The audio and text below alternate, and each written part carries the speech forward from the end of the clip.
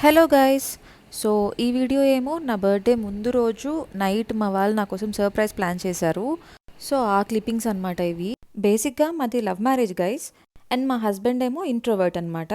So పెళ్ళికి ముందు నార్మల్గా గిఫ్ట్స్ ఇచ్చేవాడు, కానీ ఇలా తనే ఒక చిన్న పార్టీ అరేంజ్ చేసి ఇంత డెకరేషన్ చేసి ఇదంతా ఎప్పుడు చేయలేదు. సో తన నుంచి నాకు ఇది పెద్ద గిఫ్ట్ అసలు, అండ్ సర్ప్రైజ్ కూడా. తను ఇంత చేస్తాడని నేను అసలు అనుకోలేదు. నార్మల్గా ఎప్పుడులాగా గిఫ్ట్ ఇస్తాడు అనుకున్నాను, అలాంటిది తన నుంచి ఇలాంటి స్పెషల్ ఎఫెక్ట్స్ నేను అసలు ఎక్స్పెక్టే చేయలేదు.